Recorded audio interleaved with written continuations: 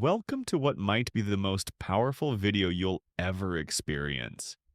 Not because it's filled with big words or clever tricks, but because it's about you and the struggle happening inside your own mind. Let me ask you, have you ever felt like your brain is working against you? You're trying to stay positive, yet your thoughts keep pulling you back into sadness, fear, or regret. Have you ever worn a smile in front of others while silently screaming inside your head?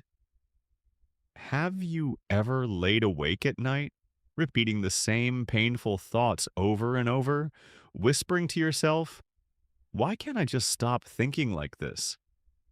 Why do I feel so low even when everything looks fine? What's wrong with me? Here's the truth. Nothing is wrong with you. You're not weak, not broken, and not insane. What's broken is the way you were trained to think. That programming is the real enemy, and that's what we're going to change. This video will teach you how to break free from destructive thoughts and emotions for good. And we won't do it with motivational cliches. We'll do it by understanding the mind step by step. We'll tear down the old beliefs. We'll replace the lies with empowering truths. And we'll give you practical tools so you can finally take control of your life. You won't just learn how to silence negativity. You'll understand how your mind operates, how to reset your emotions, and how to design a new version of yourself starting right now. And yes, if you're studying English, this video will help with that too, because everything is explained in clear, simple language with real examples and powerful stories. You won't just grow stronger, you'll grow smarter in English as well. So take a deep breath. What you're about to hear may be exactly what your soul has been waiting for all this time. Stage 1. Discover where negative thoughts come from. Most people try to fight against their own negative thinking. They tell themselves, I just need to stop. I should be stronger. I should be happy. But they're fighting the wrong enemy. Negative thoughts aren't random. They don't come from the outside world. They rise from within you, from something called the subconscious mind. And here's the surprising fact. About 95% of your thoughts, emotions, and actions are controlled by your subconscious. That means you are truly aware for only about 5% of your day. Let me explain. Think of your subconscious like a recording device. From the moment you were a child, it started collecting everything. The way your parents spoke to you, how your teacher reacted when you made mistakes, how people treated you when you failed, the fear in your mother's eyes when money was tight, the hurt of being laughed at, ignored, or rejected. All of this was stored quietly without your permission. And now, as an adult, those recordings replay as your thoughts. So when you hear yourself saying, I'm not good enough, I always ruin things, I'll never succeed, no one really cares about me, that isn't truly you speaking. That's your subconscious replaying old scars. Let me give you an example. Meet Ethan. He's 26, bright, kind, and funny. But whenever he starts something new, a job, a relationship, a project, he gives up quickly. Why? Because whenever something goes wrong, a voice in his head whispers, you're a failure. Why even bother? You'll only embarrass yourself. You're not built for this. And Ethan believes that voice. But here's what Ethan has forgotten. At 9 years old, he had to present a school project in front of his class. He was nervous, his voice trembled, and when he stumbled over a word, the entire class laughed. Even the teacher smiled. Ethan went home in tears that day and never told a soul. But that one moment carved a scar deep into his subconscious. That scar became a voice. That voice became a belief. And that belief took control of his life. That's what negative thoughts really are. Old wounds disguised as truth. So what can you do? You don't fight negative thoughts like enemies. You observe them like a detective. The next time you hear yourself thinking, I'm not good enough, pause and ask, where did this thought actually come from? Who made me believe this? What memory is this tied to? Because once you trace the source, the thought immediately begins to lose its grip. Here's your first mission tonight. Set aside 10 quiet minutes. Take a blank page and write this question at the top. What are the 3 negative thoughts I repeat the most? And for each one, ask yourself, where did this come from? Who planted this idea in me? You'll be surprised by what you uncover. You'll realize that most of the negativity in your head didn't come from you at all. It came from other people. And it's been living inside your mind rent-free. But not anymore. Because the moment you recognize the lie, you stop living inside it. You cannot heal your mind until you understand it. You cannot quiet your thoughts until you trace their roots. And once you see that 95% of what you think is just subconscious programming, you finally understand this truth. You are not your thoughts. You are the one who can rewrite them. Stage 2, the invisible loops that trap you. Maybe you've heard people say, I'm trying to stay positive. I'm journaling. I'm doing affirmations. And yet they still feel stuck. Like no matter how hard they try, they end up in the same place. Same pain, same fears, same anxiety. And they ask themselves, why does it feel like I'm going in circles? Because they are.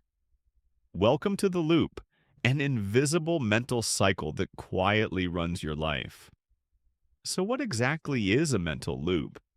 It's a thought pattern that feeds itself, like a song that keeps replaying in your head. The more you try to ignore it, the louder it gets. The more you fight it, the stronger it pushes back. Here's how the loop works. Trigger. Something small happens. Someone ignores you. You make a mistake. You see another person doing better. That moment triggers an emotion. Fear, shame, insecurity. Thought. Your brain digs up an old belief, I'm not enough. Nobody really cares. I always mess up. Emotion. You feel the hurt again. Anger, guilt, sadness, reaction. You respond in a destructive way. You isolate yourself. You overthink. You binge scroll. You eat junk. You cry in secret. Guilt. You feel worse. Why did I do that again? Why can't I control myself? You feel weak. That feeling becomes the next trigger. And the cycle repeats. This is why you wake up already exhausted, why one small mistake ruins your whole day, why you feel guilty for being negative and ashamed for not healing. And the cruelest part? The harder you try to escape, the tighter the loop pulls you in. Because you're not escaping, you're resisting. And what you resist persists. Let me share the story of Layla, a 24-year-old university student with a bright, gentle spirit. But she was caught in one of the darkest loops imaginable. Here's what her days looked like.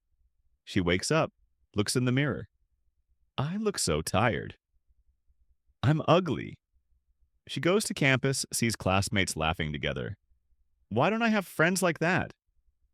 Maybe I'm just not likable. She tries to focus in class, makes one small mistake. Great. Now everyone thinks I'm stupid. She comes home, opens Instagram. She's so pretty. She's so confident.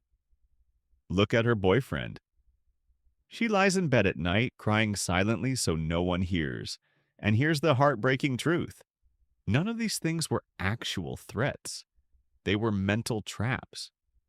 But Layla's loop was so strong, she didn't even see it as a loop.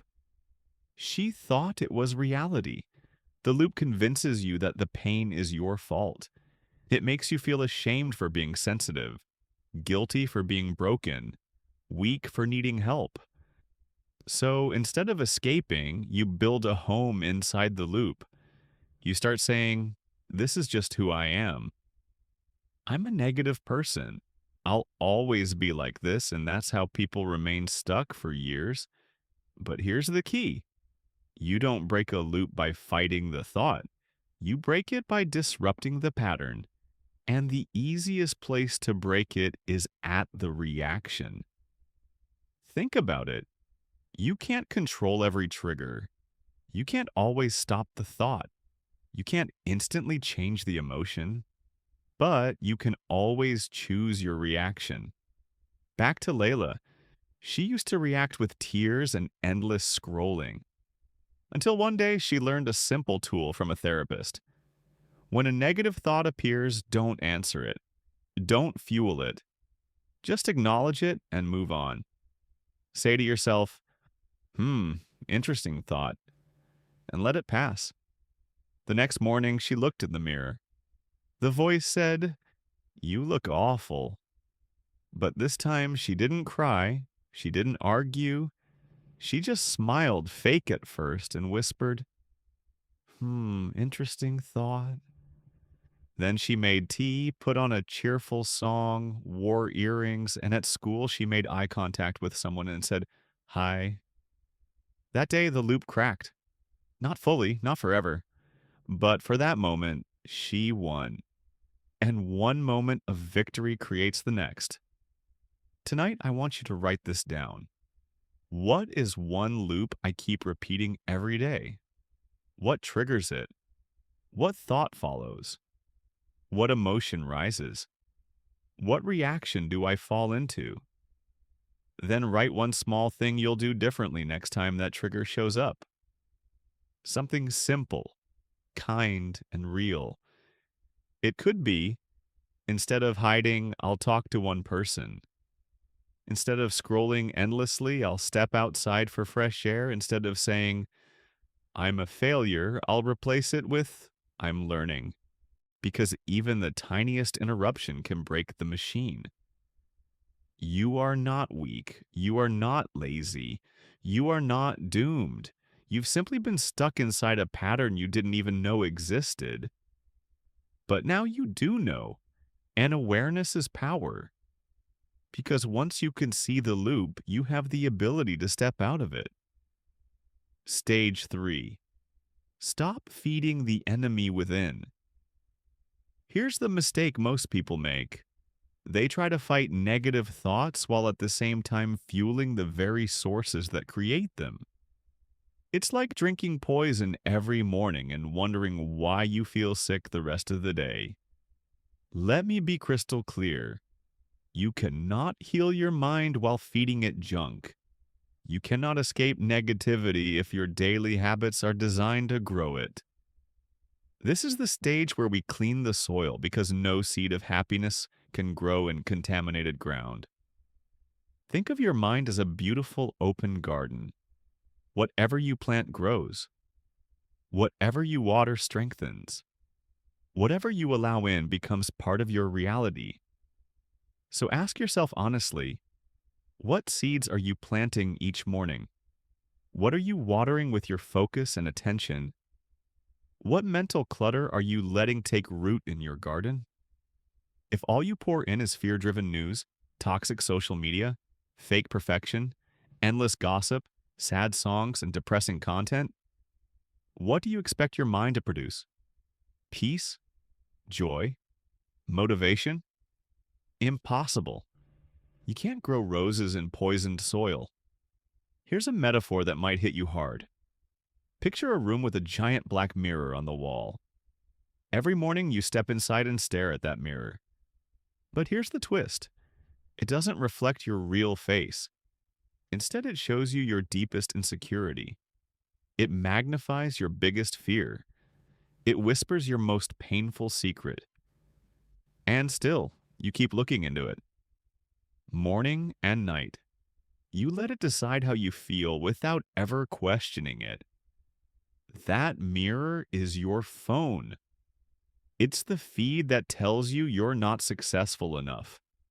The photo that says you're not attractive enough. The video that insists you're behind in life. The comment that says you'll never make it. And the worst part? You chose to keep that mirror. You carry it in your pocket. You set it by your pillow. You let it sit inside your life. And then you wonder why your mind feels broken. It's because you've been nourishing the enemy within with your time, your energy, your attention. There are three main ways people feed negativity without realizing. 1. Information overload, digital poison. You scroll for hours and think you've gained nothing, but your subconscious records everything. Even if you say, I don't take it seriously, it's just for fun, your brain is still taking notes. Her face is flawless, mine isn't. He's successful, I'm falling behind. That couple is happy, I'm alone. That guy bought a new car, I'm broke. You may not feel it right away, but after days of this, you feel drained, insecure, and empty. Not because of your real life, but because of what you've consumed. 2. Toxic repetition, what you listen to. Music is powerful, but what are you programming into your head every day? I'm not good enough. Nobody loves me. I want to disappear. You think it's just a song, but your subconscious doesn't understand just. It only understands repetition, and repetition is programming. Many people are unknowingly programming themselves for sadness on autoplay. 3. Your mental diet, what you talk about daily. Your conversations shape your emotions. If every day you talk about betrayal, unfairness, what you hate, and how bad things are, then what are you feeding your brain? Negativity becomes your mother tongue. Let me paint you a picture. On a table, there was once a glass of clear, pure water. Still, balanced, clean. One day, someone dropped a single black drop of ink inside. The water changed a little, but still looked okay. The next day, another drop. Then another. Then another. Slowly, the water grew darker. Not because the water was evil, but because it was poisoned. One drop at a time. This is your mind. Your thoughts are that glass of water, and the ink? It's the content you consume, the words you repeat, the people you surround yourself with, the notifications that wake you, the videos you binge before falling asleep.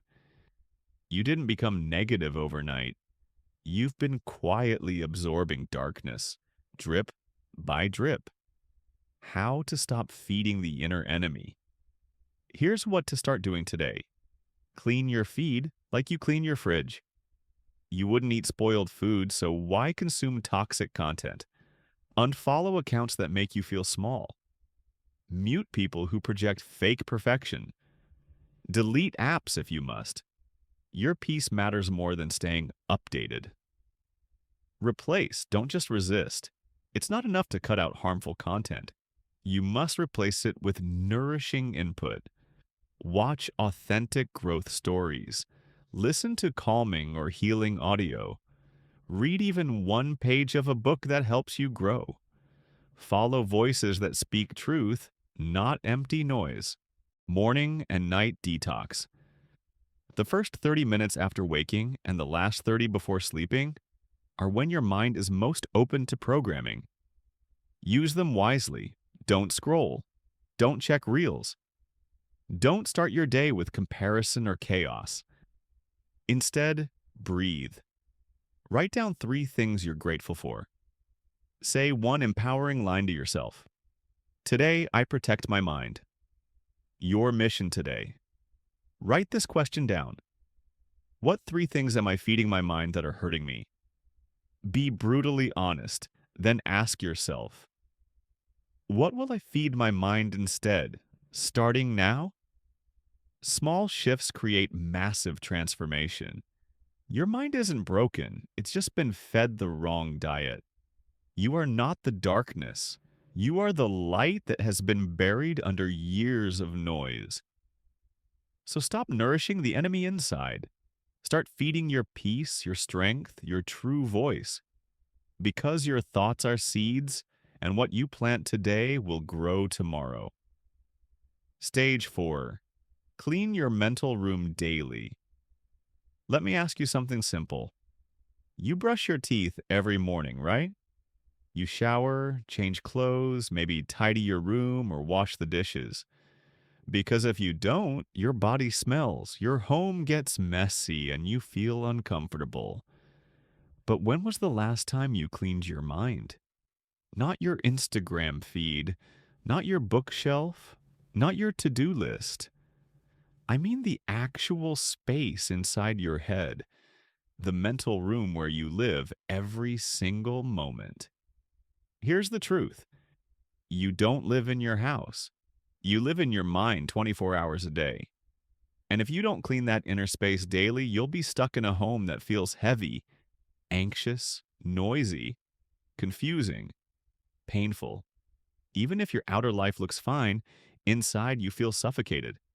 So today we clean. Not once, not only when you crash, not only when you're depressed. Every single day. Think of it as brushing your soul. Let's dig deeper and bust a myth. Negative thoughts don't always come from trauma. They often come from accumulation. Just like dust gathers on furniture even if you never open the windows, mental dust builds up simply from living life. That stressful conversation, the decision you keep avoiding, the deadline haunting you, the future event you're overthinking, the compliment you didn't accept, the comment that stung but you ignored, the quiet fear that slipped into your heart, the judgment you made about yourself this morning. You didn't invite these in, but they landed anyway, and now they're cluttering your space. If you don't clean, they pile up. Here's what happens when people don't clear their mental space. Stress builds in layers, but you dismiss it. You get more irritable. Small things trigger anger. You become emotionally fragile. One sentence can break you. You feel tired for no clear reason because your mind is overloaded. Joy disappears because it has no room to exist. Life starts feeling too heavy to engage with. And slowly, without realizing it, you stop being yourself. You stop laughing freely. You stop dancing without care. You stop speaking with confidence. You stop trusting your own ideas. You stop dreaming, not because you're lazy, not because you're weak, but because your mental room is crammed with unprocessed emotions. Imagine a tiny room with 100 open boxes scattered everywhere. Each box holds something from your mind. One has a painful memory. Another holds your unfinished goals. Another has your financial stress. One hides the conversation you keep avoiding. Another carries your fear of rejection. One has the thought that kept you awake at 3 a.m. One carries your guilt. Another holds your secret self-doubt. Now imagine trying to relax in that room. You can't, there's no space to breathe. That's what your mind becomes when you never stop to clean it. Here are 6 powerful, fresh, and simple daily practices to clear your mental space. No app, no therapist, no outside help required. Only you, your intention, and your awareness are needed. 1. The thought shelf method. When your mind feels overloaded, you don't need to fix every issue at once. You just need space. Picture your mind as a shelf. Whenever a thought keeps circling, gently tell yourself, This doesn't need solving right now. I'll set it on the shelf. It can wait. You're not dismissing the thought, you're giving it a place to rest so it doesn't keep floating endlessly. This stops your brain from looping the same ideas like a broken record. 2. The temperature check, emotional reset. Once a day, maybe around 4 p.m., pause and ask, what am I feeling right now? Where do I sense it in my body? What could be the reason behind it? Even if your answer is, I don't know, you're still building awareness, and awareness clears confusion. Do this daily, the same way you'd check the weather before stepping outside. You'll be surprised at how much you've been carrying silently. 3. The one-word dump.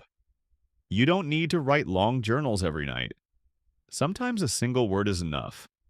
Before bed, write down one word that sums up your emotion for the day. Heavy, hopeful, rushed, lonely, frustrated. Naming your feelings is the first step to clearing them. Once you can label the clutter, you can release it. 4. The 3-minute mental walkthrough. This is one of the most powerful yet underrated cleansing practices. Each evening, close your eyes and mentally replay your day. See yourself waking up, going through your routine. What thoughts crossed your mind? What feelings showed up during breakfast? Did someone say something that lingered? Where did your mood shift? This isn't about overthinking, it's about noticing. Because noticing allows releasing. When you name it, you drain it. Just 3 minutes can release more emotional weight than hours of advice. 5. Speak to yourself like a child. Before sleeping, sit quietly and talk kindly to yourself as if you were comforting a scared little child. Say things like, you did your best today. It's okay to be tired. I'm proud of you for not giving up. You made it through. That's enough. You're safe now. Do this daily and you'll start repairing your self-image. Because the most toxic clutter in your mind isn't fear, it's self-criticism. 6. Micro-forgiveness. Practice. Each day, let go of one small weight. It could be forgiving yourself for a mistake, releasing annoyance at someone who cut you off, letting go of a friend who didn't reply, or a moment when you felt overlooked. Say quietly, I release you. I'm done carrying this. My peace matters more. You don't need apologies or closure, you just need to set it down and walk lighter. Choose any 3 of these tonight before bed. Make them a ritual, like brushing your teeth, but for your mind. Because when your inner room is clean, you sleep more deeply, speak more gently, focus more sharply, feel freer, and dream bigger. You are not too sensitive. You are not overreacting. You are not broken. You're simply overcrowded. And when a room is overfilled, even a feather can make it collapse. So make mental cleaning a daily ritual, not only when you break down, not when tears force you to, not when life pushes you. Do it beforehand. Do it because you deserve clarity. Do it because peace isn't a gift, it's a practice. Stage 5. Replace, don't fight. Here's a truth. You can't win a war by screaming at the enemy. And you can't win peace by screaming at your thoughts. Yet most people try exactly that. They say, I just want to stop thinking negatively. How do I shut these thoughts off? I'm so tired of this voice in my head. So what do? They fight. They try to block the thoughts. They tell themselves, stop thinking this. Why am I like this? I shouldn't feel this way, but the harder they fight, the stronger the thought grows. Why? Because you can't defeat a thought with force. You only overcome it by replacing it. Why fighting negative thoughts never works. The moment you tell yourself, I don't want to think about this, your brain locks onto the thought anyway. Because the brain doesn't process don't. It only hears the subject. If I tell you, don't think about a pink elephant, you'll picture it instantly. If you say, don't feel anxious, your mind immediately scans for reasons to feel anxious. So when you try to battle a thought with more thought, you only create a storm. Each time you argue with a negative idea, you feed it. You're telling it, you matter. You deserve attention. You have power. And so it grows. The solution? Don't fight the thought. Replace it. Redirect it. Rewire it. Like changing the radio station, like flipping a page, like choosing another road. Imagine a radio in your room blasting an awful, depressing song with lyrics like, "You're a failure. You'll never be loved. You're too late. You're not enough. The volume is high. It hurts your ears. It poisons your mood." What do? You don't scream at the radio. You don't beg it to stop. You don't cry in front of it. That would be useless. Instead, you change the station, or lower the volume, or turn it off, or play your own music louder. That's how replacement works. You don't beg your brain to stop. You give it a new direction. Thoughts are habits, and the most effective way to break a habit is to replace it with another one. Here's the truth. You can't erase a thought. You can only overwrite it. Your mind is like a chalkboard. When something painful gets written on it, the only way to remove it is by writing something better on top. Examples of replacement thoughts. I always mess things up. Every mistake makes me learn faster. No one cares about me. Even if I forget, someone still loves me. I'll never succeed. I haven't reached it yet, but I will. I'm too sensitive. I feel deeply, and that's a strength. What if I fail? What if I succeed?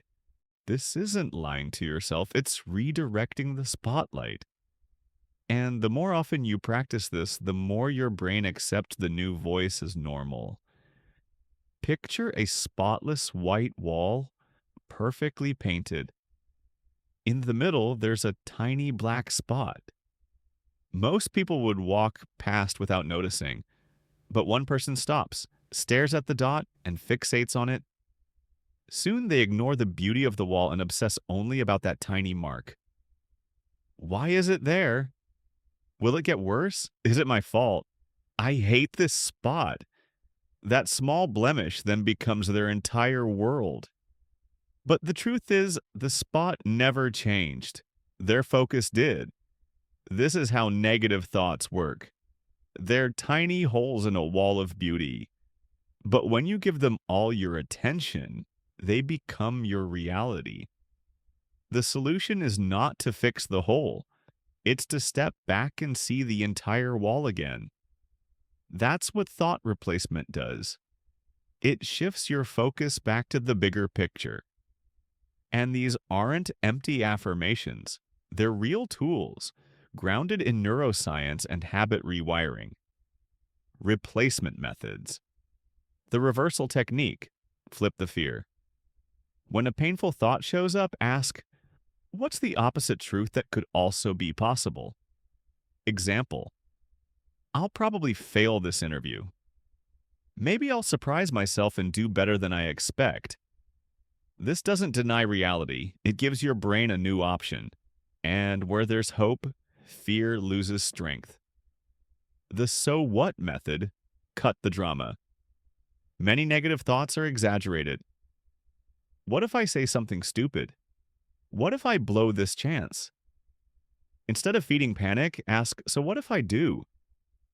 Would I still be alive? Could I still grow? Would I still matter? This shrinks the emotional weight and creates space for calm reasoning. The upgrade method, version 2.0 thinking. When a negative thought shows up, imagine you're updating your brain software. You're not deleting, you're upgrading. Example, original. I can't do this. Update. I'm figuring it out. Original, I'm not ready. Update. I'm becoming more ready each day. This keeps your brain safe while still moving forward. Here's a practice. Write down the 3 most common negative thoughts you've had this week. Then create one powerful replacement for each. Put them on sticky notes. Read them every morning. Repeat them whenever the old thoughts creep back, because your brain believes whatever it hears most often. Remember, train your mind. Don't fight it. You weren't meant to live with a storm raging in your head, but you can't stop that storm by shouting at it. You calm it by changing the forecast, replacing fear with possibility, shame with growth, doubt with progress. Your mind isn't broken. It's just been playing the same song for too long. And now it's time to change the music. Stage 6. Talk to yourself like someone you love. Here's a tough question. If another person spoke to you the way you speak to yourself, would you still be friends with them? Think about it. What words do you use on yourself when you fail, forget something, feel tired, get rejected, or make a mistake? You don't usually say, "It's okay, you're human. You'll try again." No, you say things like, "You're so stupid. You always ruin everything. Nobody cares. You're a burden. I hate myself. I'll never get it right." And here's the tragedy. If another person said those words to you even once, you'd probably walk away, but you say them to yourself every single day, and you can't escape your own mind. So what happens?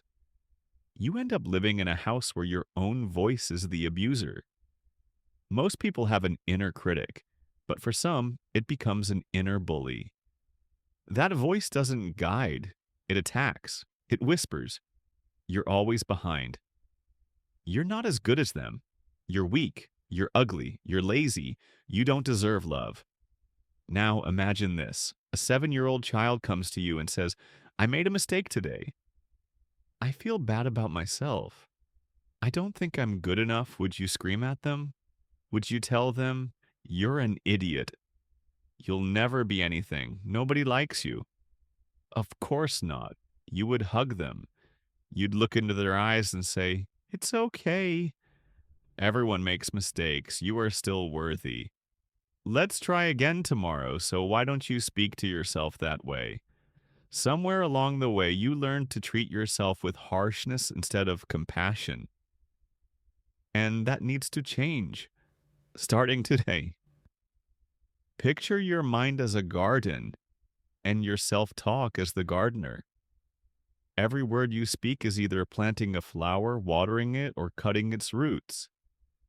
If the gardener keeps saying, "This plant is useless. It'll never grow. I hate this plant. Why are you so slow?" Even the most beautiful flower will shrivel. But if the gardener says, "You're growing, even if slowly.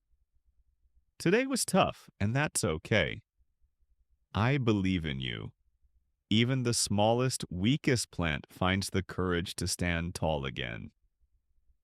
Your self-talk is the water, sunlight, and air of your inner world.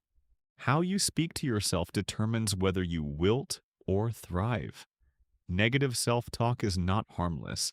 It creates real damage. It erodes confidence, kills motivation, breeds shame, breaks trust in yourself, heightens anxiety, strains relationships, fuels depression, and convinces you that you are the problem. And when you start believing you are broken, you stop trying to heal. You stop asking for help. You stop believing better is possible. Not because better doesn't exist, but because your inner voice has convinced you that you don't deserve it. What if you tried something different? When you make a mistake, instead of saying, "I'm so stupid," you say, "I made a mistake and I'm learning." When you feel exhausted, instead of saying, I'm lazy, you say, I've done so much today. I need rest, not guilt. When jealousy arises, instead of saying, I'm a terrible person for feeling this, you say, I'm human. I feel things. That's okay. This isn't about lying to yourself. It's about speaking to yourself with the same kindness you naturally offer others. 5 life-changing ways to start talking to yourself with love. 1. Name your inner voice. Seriously, give it a name. Why? Because when you say, I think I'm a failure, you're giving your inner critic full credibility. But if you call it Negative Nancy or Doubt Dan, you create separation. Oh, that's just Nancy again. She shows up whenever I try something new. It might feel silly, but this gives you power. You stop being the voice and become the listener. And the listener always has a choice. 2. The best friend technique. When you feel down, ask yourself, if my best friend were feeling this, what would I say to them? Then say these words to yourself. You'll be amazed at how gentle and loving your tone becomes when it's not aimed at you. 3. The mirror moment. Every morning, stand in front of a mirror for 2 minutes. Look into your eyes, not to critique your appearance, but to speak 3 healing statements. I'm trying. I'm still here. I forgive you. Do this daily, not for motivation, but for healing. Your reflection has been waiting years to hear these words from you. 4. Rewrite cruel sentences. Take any harsh thought you repeat often and rewrite it with compassion. Examples. You're a burden. Your feelings matter too. You're so dramatic. You're allowed to feel deeply. You're always messing up. You're learning, just like everyone else. Nobody wants you. You're still learning how to love and be loved. You're weak. You're carrying so much and you're still going. Write it down, post it where you can see it. Speak it out loud. Your inner child is listening. 5. Daily forgiveness. Forgive yourself every single day, not once a year. Not only when you make a big mistake. Each night before bed, say, whatever I did wrong today, I forgive myself. Whatever I said, forgot, or overreacted to, I'm still learning. I will not carry this shame into tomorrow. Guilt does not foster growth. Grace does. Sit quietly. Hand on your heart. Say these words softly. I'm sorry for being so harsh with you. You never deserved that voice. From today onward, I will speak to you as if you were someone I love. Let your tears come if they need to. This is not weakness. You are reconnecting with yourself. You don't need to be perfect. You don't need to be fearless. You don't need to have it all figured out. What you do need is to start treating yourself with kindness because the world is already full of people ready to judge, criticize, and misunderstand you. Don't add yourself to that chorus. Be the one voice in your life that says, you are worthy, even now, especially now. Stage 7, cutoff. Hidden triggers. Triggers aren't always loud. They aren't always dramatic.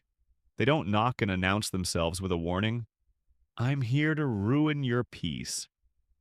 Often, triggers are subtle. They can even feel comfortable, but quietly they pull you back into your old self. The version that was scared, doubtful, and living in fear. Imagine living in a room with a softly ticking clock. Tick, tick, tick. You grow used to it. You barely notice it anymore. But the ticking is always there, in the background. Now, imagine removing the clock one day. The silence is startling. You suddenly realize, I've been living with that noise for years. This is what emotional triggers are like. You stop noticing them, but they quietly influence your thoughts and feelings. A person's presence, a toxic group chat, a smell, a habit, a place, a ringtone. even your bedroom setup. You wonder why you feel anxious, but you're still sleeping next to memories of your past pain. You're keeping the door open that trauma once walked through. Many people make the mistake of thinking, I shouldn't have to cut people off. I should be stronger. It's unfair to avoid discomfort. But listen carefully, healing is not about proving your strength. It's about protecting your energy so you don't keep bleeding inside. If a wound is fresh, you don't run barefoot through a field of thorns. You bandage it. You give it time. You avoid what could harm it. That may include a friend who doesn't insult you outright, but who subtly drains your energy every time you interact. They compete, dismiss your feelings, or remind you of past mistakes. Let them go. Even the unspoken pressures, that the internal voice saying, I should be doing better.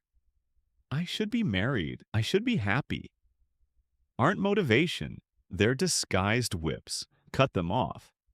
Not your dreams, just the timeline you're forcing yourself to live in. Some people live in anger, sadness, fear, or guilt, not because they enjoy it, but because it's familiar. They return to it every time life feels uncomfortable. You, however, need to build a new emotional home. Ask yourself, what emotion do I default to when I feel overwhelmed? Who taught me that this emotion is normal? You'll often discover that it isn't even yours. It was passed down. You've just been renting it so long you forgot you could move out. Write a list called Things That Silently Pull Me Back into Darkness. Then create 3 columns. What is it? Why does it affect me? What will I do to protect myself from it? Don't feel guilty. This isn't rejection, it's self-respect. You cannot become the next version of yourself if you keep entertaining the people, habits, and places that made you doubt your worth. Choosing space over pride isn't weakness, it's wisdom. You don't owe the past another visit, you owe your future a stronger foundation. If a plant isn't growing, you don't blame the seed, you change the environment. You protect what is blooming. Stage 8. Turn pain into power. Now that you've cleared away the darkness, it's time for the most transformative stage. Turning your pain into power. This is the culmination of everything. Because if you're watching this, you've been through something. You've endured, survived, and now it's time to channel that struggle into strength.